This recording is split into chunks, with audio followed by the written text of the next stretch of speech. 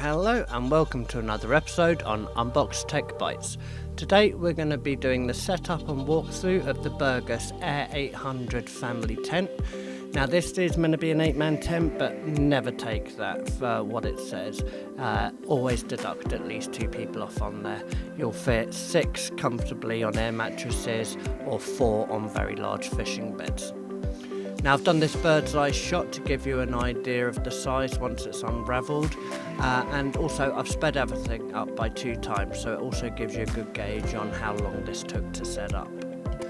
Now this tent is a good size. It's 7.5 metres long, 3 metres wide and 2.2 metres tall.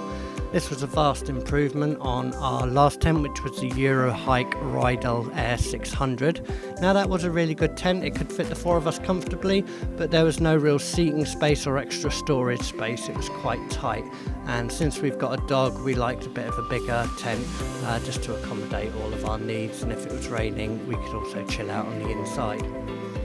Now, like with any air tent, what we need to do is pump up the beams. On this particular tent, there are 5 beams that we need to inflate. All you need to do is to connect the hose up to the pump and to the tent. I've done it the wrong way here. I really recommend putting it onto the tent first and then attaching the hose onto the pump. And when it comes to the valves on the actual tent, there's a little centre point on there that you press in to deflate the tent. Make sure it's depressed, because otherwise you'll spend your time pumping up the beam only to take the hose off and for it to deflate.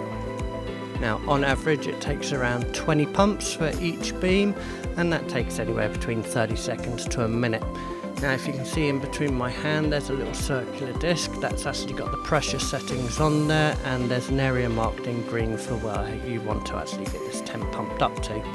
Now once you've got it pumped up, you don't have to touch it again. It doesn't lose air, it holds the air really well, and we generally go away camping a week at a time and we have never had any issues with any of our air tents. Now once you've got it pumped up, the first thing you want to then do is pull out the ground sheet and actually peg down the ground sheet.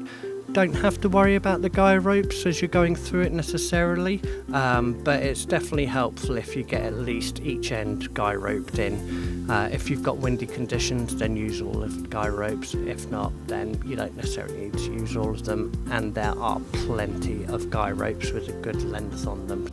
But for the sake of this video, I'm literally just going to I'm going to put in a few of the ground sheet pegs, especially the ones on the corners, and I'll do a few of the guy ropes just for stability, but you have more than enough for your requirements, even in the windiest of weather. Now, whilst we're going through this setup video, I'll just give you an idea of some of the other details. As I said, it is an 8-man tent, but realistically you're looking at 6 if you want to be comfortable in there. You have a large spacious living area, which you'll see during the walkthrough, and it's got a really high waterproof rating of 6,000 millimetres. The ground sheet is also sewn in, so you don't need to do a separate ground sheet for the outer layer. It's an all-in-one tent, and this comes with the pump, the tent, and also a repair kit. It's really handy also for this size tent that the bag also has a pair of wheels on the base, so it does make it easier for navigating it around the campsite for setup and takedown. As you can see here, we've already done 2 beams and we're now working on to our 3rd. As I said, the setup is really quick and it's really simple. It takes 10 to 15 minutes to get the actual tent laid out, blown up and guy roped and pegged in. Obviously if you've got someone helping you on the other side with the pegs, you can save a little bit of time, but compared to the traditional like pole tents, this really is, it just smashes it out the park. I can't really state to you just how good it is. Now I did skip doing the last couple of poles because, to be honest, you've already seen the first 3 being blown up, but here it is up. As you can see, I've used minimal guy ropes and it's holding really well. Just a couple at each end and the occasional one along the side. In fact, here you can see actually I didn't even put in the rear one because it keeps its shape really well. Now we'll come into the actual video where we come and take a look inside, but first here you can see this is our main entrance with the porch above. This is the porch. This is actually a porch roof that you can inflate and it will come out. And so you've got a valve there so you can blow up the porch hood. And as we go in, we get our first bedroom, which I'll come back to fit it in. So you've got 2 pods, one either side, and you have got a separator here that you can just detach from the pins. At the back there's a vent here, and you can actually fold this down to give you complete night. As you can see through there, you've also got a prop for the vents. So they're pretty big sized rooms. Now, as you can see on this side here, we've got a window, another door, window and your main door. And on the other side you've got exactly the same layout. Now, as you can see at the back there, the vent is down and you've got plenty of space. Pockets going up either side. You've got these concealed beams that we use them for hanging items. You've also got Velcro here, and you've got another hook here. Also inside each of the bedrooms you can use these for toggles and for hooks up at the top there.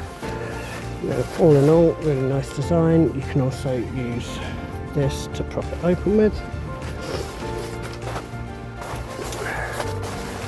And it's very spacious. Right, here's a walk around. See, there's 5 main beams, corners. You've got guy ropes, plenty of them. This was the vent that you can see up into the top there. We've then got ventilation here. Now the ventilation is repeated on the other side, so you've got vents on either side of the tent as well as each end of the tent, and you can shut that off. Now what I didn't mention in the video was that there is actually an inlet for electrical power on either side of the tent as well. Now we just came back for a week's camping in Devon. We did have some heavy rain in that time, but this tent really stood up to it all, and I can't recommend it highly enough if you're a family of 4 or 6. If you're an 8-man, then it's going to be a squeeze. But that's it for the walkthrough and setup of the Berghaus Air 100. Now, if you do have any questions, feel free to post them in the comment section. But if you could do me a favour and take a moment to like and subscribe to the video, that would be really great, so I can keep on producing more content for you guys. Until then, look forward to seeing you next time.